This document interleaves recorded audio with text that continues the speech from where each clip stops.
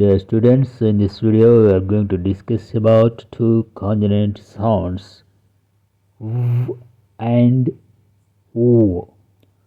The sound V represents the consonant V. The sound O represents the consonant W. చూడండి, ఇక్కడ మీకు కనిపిస్తున్నాయి వి and W అనేటువంటి రెండు లెటర్స్.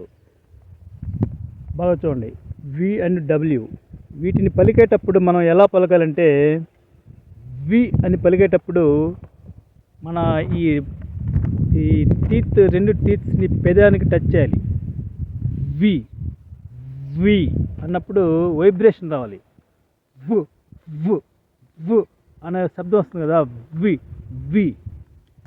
అదన్నమాట వి అనేటువంటి సౌండ్. వి అనేటువంటి ఒక బీ సౌండ్. హనీ బీస్ మనం చూస్తున్నప్పుడు హమ్మింగ్ బీస్ అంటాం. అని సౌండ్ వస్తుంది, అదన్నమాట వి సౌండ్. సో వి అనే లెటరు ఎక్కడ వచ్చినా కానీ వి అని మనం పలకాలి దాన్ని. చూడండి, ఇక్కడ మీకు ఒక చిన్న బొమ్మ కూడా వేసాను, విని ఎలా పలకాలనేది. ఇగో ఈ పండ్లు రెండు ఆ విధంగా రావాలన్నమాట. మనం ముందలి పళ్ళు ముందుకొచ్చి పెదాన్ని పట్టుకోవాలి. సో అది వి సౌండ్ అంటే. పళ్ళు దంతాలు ముందుకొచ్చి పెదాన్ని కొంచెం నొక్కి పట్టాలి. ఓకేనా, అది వి సౌండ్. ఇక్కడ డబ్ల్యూ సౌండ్ వచ్చేసి రౌండ్గా ఉంటాయి అన్నమాట. లిప్స్ రౌండ్గా ఉంటాయి. చూడండి, ఈ పిక్చర్ చూడండి, మీకు అర్థమవుతుంది. సో డబ్ల్యూ సౌండ్ ఎలా ఉందనే దానికి ఇక్కడ పిక్చర్ చూడండి, మీకు ఒక ఐడియా వస్తుంది. అదన్నమాట వి అండ్ డబ్ల్యూకి మధ్య ఉండేటువంటి డిఫరెన్స్. ఇప్పుడు మీకు బాగా అర్థమైంది అనుకుంటాను. ఈ డబ్ల్యూ అన్నప్పుడు పొజిషన్ చూస్తే రౌండ్గా ఉంటుంది. అంటే మనం ఒక కిస్ ఇచ్చేటప్పుడు అలా అంటాం కదా, అలా వస్తుంది అనమాట ఈ అని చెప్తున్నారు. ఓకేనా. సో ఇదండి వి అండ్ డబ్ల్యూకి డిఫరెన్స్. చాలామందికి ఇది అర్థం కాదు. వి అండ్ డబ్ల్యూ అనేటువంటి కాన్సనెంట్స్ వర్డ్స్లో వచ్చినప్పుడు ఎలా పలకాలి అనేది. ఇప్పుడు ఈ వి లెటరు ఇనిషియల్ పొజిషన్ అంటే వర్డ్కి బిగినింగ్లో వస్తే ఎలా ఉంటుందో చూడండి. మనకి చాలా వర్డ్స్ ఉన్నాయి, వితో వచ్చే వర్డ్స్ చాలా ఉన్నాయి. సో అవి ఎలా పలకాలి అనేది కొంచెం ఎగ్జాంపుల్స్ ఇస్తాను. Village village, village village village. So village V అనాలి మనం. విలేజ్ అంటే గ్రామం అనుకుంటాం కదా, అది వి విలేజ్ విలేజ్. సో దాని ప్రొనౌన్సియేషన్ కూడా మీరు ఇక్కడ చూడొచ్చు. అదేవిధంగా villain villain villain, wine wine, viral viral viral. So ఆ విధంగా పలకాలి. సో ఇంగ్లీష్ వాళ్ళు పలికేటప్పుడు వీటిని ఎలా పలుకుతారంటే విలేజ్, వైరల్, విలన్ అలా పలుకుతారు అనమాట. Villain, village. I went to my village 2 times in a year. So ఇలా ఉంటుందన్నమాట ఆ sound. I'm not a villain, I'm not a villain, I'm a hero, I'm not a villain. So villain villain అలా వస్తుంది sound. ఇంకా చెప్పాలంటే ఈ విలేజ్ని మనం example sentence చూస్తే, I go to my village twice A year. I go to my village పెట్టకూడదు. Wine wine అనకూడదు. Just అంతే కొస, అంతే. అంతేగాని మొత్తం ఇలా బిగించాల్సిన అవసరం లేదు. వైన్. చూడండి, యూట్యూబ్లో మీకు చాలా ఛానల్స్ వర్డ్ చెప్పి మీనింగ్ చెప్పడం లేదు. అంటే మీనింగ్స్ ఎలా చెప్తున్నారంటే వాళ్ళు ప్రాక్టికల్గా చూపిస్తున్నారు. I am running, I am walking, I am eating ఇలా చెబుతూ తింటూ రన్నింగ్ చేస్తూ వాకింగ్ చేస్తూ లైవ్ ఇంగ్లీష్ ఇస్తున్నారు ఇప్పుడు ఏ ఛానల్స్లో మనం చూసినా కానీ. అదేవిధంగా మనకు ప్రాక్టీస్ లేకుండా ఇంగ్లీష్ ఎలా చెప్పినా కూడా అర్థం కాదు. ఇప్పుడు నేను ఎగ్జాంపుల్ సెంటెన్స్ చెప్తే మీకు కొంచెం అర్థమై ఉంటుంది. ఇంకా ప్రాక్టికల్ ఇంగ్లీష్లో కానీ దిగిందంటే మనం మాట్లాడుకునేటప్పుడు ఆ ఫ్లోలో ఎలా పలుకుతారు అనేది బాగా అర్థమవుతుంది. చూడండి, ఇంకా మనకి vision vision vision, voice voice, vision, village, visit, view. So ఇప్పుడు ఈ వర్డ్స్ అన్నిట్లో కూడా స్టార్టింగ్ పొజిషన్లో ఇనిషియల్ పొజిషన్లో వి అనే సౌండ్ మనం చూసాం. వి ఇక చివరిలో వి వస్తే ఎలా ఉంటుందో చూడండి. Drive, drive, hello driver please come here, hello driver please come here, hello driver please come here. So మనం స్పీడ్గా పలకాలి. పలికేటప్పుడు మాట్లాడేటప్పుడు స్పీడ్గా మాట్లాడతాం కాబట్టి కరెక్ట్గా వి సౌండ్ వచ్చినప్పుడు ఇలా పలకాలి అని గుర్తుపెట్టుకొని పలకాల్సిన పని లేదు. కొంచెం దాన్ని గమనిస్తే చాలు, మనం ఎలా పలకూడదు అనేది తెలుసుకుంటే చాలు. సో అలాగనమాట. డ్రైవ్ అయిపోయింది. Serve, serve, serve, I served a cup of coffee to my friend. అది ఏదైనా కూడా ఒక సౌండ్ అనేది ప్రాక్టీస్ ద్వారా వస్తుంది. Practice makes man perfect.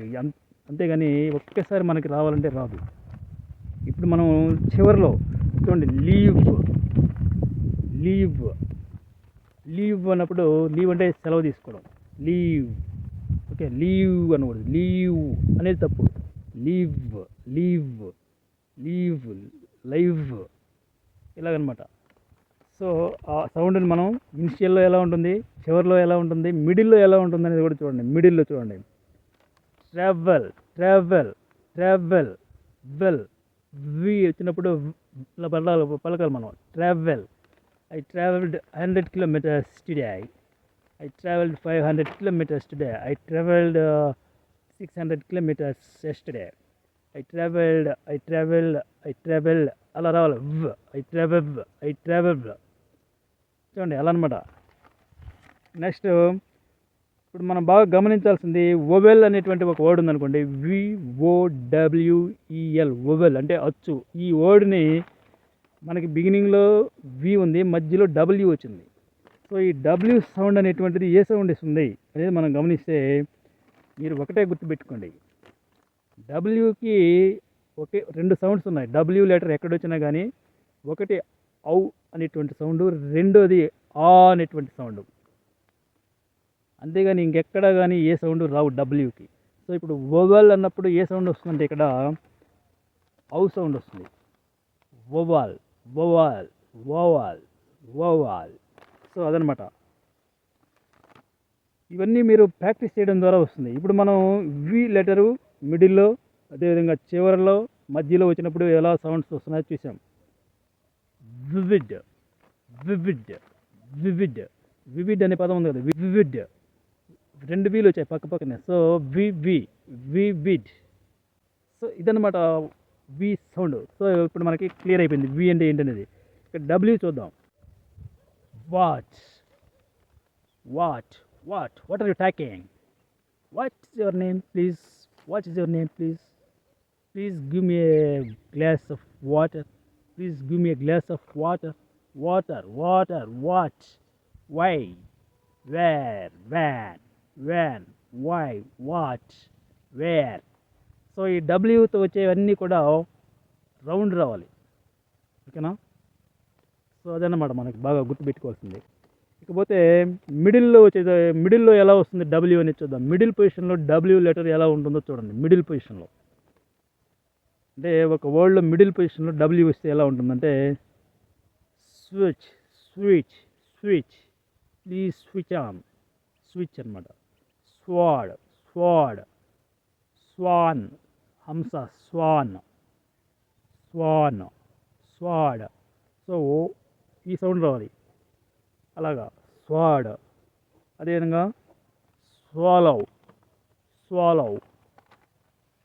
So ఇవన్నీ కూడా మనం ప్రాక్టీస్ చేస్తే వస్తాయి. ఈ వర్డ్స్ అనేవి ప్రాక్టీస్ వల్ల మాత్రమే వస్తాయి. సో ఇప్పుడు మనం డబ్ల్యూ సౌండ్ ఇనిషియల్ మిడిల్ పొజిషన్లో ఎలా ఉందో చూసాం. ఇప్పుడు ఎండింగ్ పొజిషన్లో చూద్దాం. డబ్ల్యూ అనేది విండో, విండో, విండో అంటే ముందు డబ్ల్యూ వచ్చింది, WINDOW రెండు చోట్ల డబ్ల్యూ వచ్చింది కదా. సో ఇప్పుడు దీన్ని ఎలా పలకాలంటే విండో. సో అదనమాట. విండో అయిపోయిందా. Next throw, throw, throw. ఇక్కడ బాగా గమనించండి, సోలో అనే ఒక వర్డ్ ఉంది, SOLO, సోలో. ఇక్కడ డబ్ల్యూ లేదు, ఇక్కడ మనకి డబ్ల్యూ లేదు, కానీ ఓ అనేటువంటి సౌండ్ ఉంటుందేమో అనుకుంటాం. అసలు ఇంగ్లీష్ వొవెల్స్లో ఓ అనే లెటర్ ఉంది కానీ ఓ అనేటువంటి వొవెల్ లేదు. బాగా గుర్తుపెట్టుకోండి. మీరు ఏ వర్డ్లో తీసుకున్నా కూడా మనం తెలుగు భాషలో ఓ ఉంది కాబట్టి మనం అనుకుంటాం ఇలా సోలో, బిలో ఇలాంటి వాటిల్లో చివరిలో ఓ ఉంటుంది అని అనుకుంటాం. కానీ సోలో, బిలో, మోనో ఇవన్నీ కూడా లాస్ట్లో ఔ సౌండ్తోనే ఉంటాయి. కావాలంటే గమనించుకోండి. గౌ, కౌ, గ్రో, సోలో, బిలో. అంటే ఇంగ్లీష్ వొవెల్స్లో ఓ లేదు, ఔ మాత్రమే ఉంది. బాగా మీరు ఇంగ్లీష్ బాగా గమనించండి. ఎక్కడ మీరు డిక్షనరీ చూసుకోండి, ఎన్ని పదాలు చూసుకున్నా కానీ మీకు ఓ అనేటువంటి వొవెలే కనపడదు ఇంగ్లీష్లో. ఇప్పుడు మనం చెప్పుకున్న ఇలాంటి వర్డ్స్లో అన్నిట్లో కూడా మన తెలుగు భాషలో ఓ ఉంది కాబట్టి మనం ఓనే పలుకుతాం. గో అంటాం, లేదంటే బిలో అంటాం, మోనో అంటాం, సోలో అంటాం. కానీ లాస్ట్లో ఔ సౌండ్ మాత్రమే ఉంటుంది వీటికి. ఫాంటిక్స్ ట్రాన్స్క్రిప్షన్ కానీ మీరు డిక్షనరీలో చూసినట్టయితే. సో అది మీరు బాగా గుర్తుపెట్టుకోవాలి. కాకపోతే స్వాన్, SWAN, స్వాన్ అంటే ఇక్కడ WA కలిస్తే డబ్ల్యూ ఉన్న దగ్గరల్లా ఔ రాదు, కొన్ని చోట్ల ఆ వస్తుంది. కాబట్టి స్వాన్ అన్నప్పుడు ఆ సౌండ్ వస్తుంది. సో ఇదండి మనకి VW అనేటువంటి రెండు కాన్సనెంట్స్కి మధ్యలో ఉన్నటువంటి ఒక డిఫరెన్స్ అన్నమాట. About the two consonant sounds v and u. V means V sound and U means W sound. The students మనకి తెలుగులో కాన్సనెంట్ వా సౌండ్ ఒకటే ఉంది, కానీ ఇంగ్లీష్లో రెండు వాలు ఉన్నాయనుకోవచ్చు. ఒక రకంగా ఇవి రెండు వా అనేటువంటి హల్లు శబ్దానికి మన తెలుగులో వా ఉంది కదా, దానికి దగ్గరగా ఉంటాయి. కానీ వా అనేటువంటి సౌండ్కి మరీ దగ్గరగా ఉండేటువంటిది ఊ అనేటువంటి డబ్ల్యూ సౌండ్, ఊ. సో మనకి వాకి రిప్రజెంట్ చేసేటువంటి కాన్సనెంట్ ఇంగ్లీష్లో చూసుకుంటే డబ్ల్యూ అనే మనం చెప్పుకోవాలి, వి అనేటువంటి సౌండ్ కన్నా కూడా. దే స్టూడెంట్స్ లింగ్విస్ట్స్ అంటే భాషా శాస్త్రవేత్తలు, లింగ్విస్ట్స్ కాల్ ఇట్ డబ్ల్యూని a semi vowel or glide. Semi vowel or glide అని పిలుస్తూ ఉంటారు భాషా శాస్త్రవేత్తలు. సెమీ వొవెల్ అంటే పాక్షికంగా ఒక వొవెల్ సౌండ్ని ఇచ్చేటువంటిదే సెమీ వొవెల్ అనమాట. గ్లైడ్ అంటే మనకు తెలుసు డిప్తాంగ్స్, ఔ, ఐ, యా, వా ఇలాంటివి ఉన్నాయి కదా, రెండు అచ్చులు కలిసినటువంటి సంయుక్త అక్షరాలు డిప్తాంగ్స్ అని. మనకి వొవెల్స్లో చెప్పినప్పుడు 12 ప్యూర్ వొవెల్స్, 8 డిప్తాంగ్స్ అని చెప్పుకున్నాం. మొత్తం 20 వొవెల్స్లో 8 ఉన్నాయి డిప్తాంగ్స్. ఆ డిప్తాంగ్స్నే మనం గ్లైడ్స్ అనుకోవచ్చు. సో ఇక్కడ డబ్ల్యూ అనేటువంటిది ఒక గ్లైడ్. సో మనం ఇక్కడ ఏంటంటే ఇప్పుడు బాగా గమనించాల్సినటువంటి ఒక విషయం, డబ్ల్యూ అనేటువంటిది గ్లైడ్ అనుకున్నప్పుడు ఖచ్చితంగా అది వొవెల్ సౌండే. అన్ని వొవెల్స్లో మనం చూస్తే గ్లైడ్స్ 8 ఉన్నాయి డిప్తాంగ్స్, ఈ, ఔ, ఐ, ఇయా, ఊవా ఇలాంటివి. సో ఇలాంటి సౌండ్ ఇచ్చినప్పుడు ఖచ్చితంగా ఇక ఇది వొవెలే కదా. ఒక గ్లైడ్ సౌండ్ ఇస్తుంది అంటే డబ్ల్యూ అనే లెటరు, ఇక అది వొవెల్ అన్నమాట. అయితే చాలాసార్లు ఇది కాన్సనెంట్ ఎప్పుడంటే వర్డ్కి ఇనిషియల్ పొజిషన్లో వచ్చినప్పుడు, వాట్, వై, వేర్, హూ, ఊ ఇలాంటి వర్డ్స్లో అంటే ఇనిషియల్ పొజిషన్లో వచ్చినప్పుడు వర్డ్కి ఇది కాన్సనెంట్, ప్యూర్ కాన్సనెంట్, స్వచ్ఛమైనటువంటి హల్లు శబ్దం. ఎందుకంటే ఇది ఊ అనేటువంటి ఒక వా అనేటువంటి మన తెలుగు హల్లు ఏదైతే ఉందో దానితో సమానమైనటువంటి హల్లు శబ్దాన్ని ఇస్తుంది. సో ఫ్రెండ్స్, ఇప్పుడు మనకి ఈ డబ్ల్యూ గురించి పూర్తిగా తెలిసినట్టే. ఈ డబ్ల్యూ అనేటువంటి కాన్సనెంట్ సౌండ్ ఏదైతే ఊ అనేటువంటి సౌండ్ ఉందో దీన్ని రెబల్ అని కూడా అంటారు కొంతమంది. రెబల్ అంటే ఏంటంటే రెండు పనులు చేయటం. ఇప్పుడు మనం చూసిన రెండు పనులు ఖచ్చితంగా చేస్తుంది. రెండు పనులు, ఒకటి గ్లైడ్ పని, రెండోది ప్యూర్ కాన్సనెంట్ పని. వర్డ్ బిగినింగ్లో స్వచ్ఛమైనటువంటి హల్లు శబ్దాన్ని ఇస్తుంటే చివరిలో స్వచ్ఛమైనటువంటి అచ్చు శబ్దాన్ని ఇస్తుంది. మనకి లాంగ్వేజ్ అనేది మాట్లాడితే కానీ అది మనం నేర్చుకున్నది ఏదైనా సరే భాష గురించి దాన్ని ఉపయోగపెట్టాలి. డైలీ మాట్లాడుతూ ఉండాలి, రాస్తూ ఉండాలి, చదువుతూ ఉండాలి. అప్పుడే అది మనకి నిలుస్తుంది, మైండ్లో ఉంటుంది. అలా కాకుండా ఎప్పుడో నెలకు ఒకసారి 4 పదాలు నేర్చుకొని 4 గ్రామర్ రూల్స్ నేర్చుకొని మళ్ళీ వదిలేస్తే చాలా ఈజీగా మర్చిపోతాం. నేర్చుకోవడం ఎంత కష్టమో మర్చిపోవడం అంత ఈజీగా ఉంటుంది. సో ఇప్పుడు మనకు కాన్సిస్టెన్సీ రావాలి. కాన్సిస్టెంట్ అంటే స్థిరంగా ప్రాక్టీస్ చేయడం, కంటిన్యూస్గా ప్రాక్టీస్ చేస్తే అది నిలబడదు. మళ్ళీ దాన్ని ఉపయోగపెట్టాలి. అంతే కదా, ఇప్పుడు ఇనువైనా ఉపయోగిస్తూ ఉంటే అది తుప్పు పట్టకుండా ఉంటుంది. ఇది కూడా అంతే, మనం నేర్చుకున్న లాంగ్వేజ్ని ఉపయోగిస్తూ ఉండాలి. లేదంటే ఎంత నేర్చుకున్నా నువ్వు పిహెచ్డి చేసి రీసెర్చ్ చేసి అంత వచ్చిందని కొన్నా కూడా ఒక 5-6 నెలలు 2 నెలలు పక్కన పడేసి ఎవరితో మాట్లాడకుండా తెలుగు మాట్లాడితే ఇంగ్లీష్ ఎగిరిపోద్ది. నేను గ్యారంటీ ఇస్తున్నా. సో మనకి కాన్సిస్టెన్సీ అనేది రావాలి. లాంగ్వేజ్ అవసరం ఉంటేనే నేర్చుకోండి. అనవసరంగా ఇంగ్లీష్ నేర్చుకోవడానికి సంవత్సరాల తరబడి వేస్ట్ చేసి దాని ఉపయోగం లేకుండా వదిలేస్తే కాలం వేస్టే. గాంధీ మహాత్ముడు ఏం చెప్పారంటే, ఇంగ్లీష్ భాష నిన్ను బానిసం చేస్తుంది నీ మాతృభాష ముందు అని చెప్పాడు. అంటే మన చుట్టూ ఉన్నటువంటి కామన్ మాస్ పీపుల్ ఏదైతే మాట్లాడుతున్నారో అదే మనకు అవసరం, మిగతాదంతా అనవసరం అనే చెప్పాడు మహాత్మా గాంధీ. మరి ఆ మహాత్ముడు మాత్రం పుస్తకాలన్నీ ఇంగ్లీష్లో రాసి పెట్టాడు. అంటే ఎందుకని ఆయన చెప్పాడంటే, మన చుట్టూ ఉన్నటువంటి కామన్ మాస్ పీపుల్ ఏ భాష మాట్లాడుతున్నారో ఆ భాష నువ్వు మాట్లాడగలిగి ఇంగ్లీష్ నేర్చుకో, ఓకే నీకు టైం ఉంటే నేర్చుకోవచ్చు అన్నాడు. కానీ మొత్తం సంవత్సరాల తరబడి ఇంగ్లీష్ భాష నేర్చుకోవడానికి, నాన్ నేటివ్ లాంగ్వేజ్ నేర్చుకోవడానికి సమయం వృధా చేయడం అనవసరం అని చెప్పారు.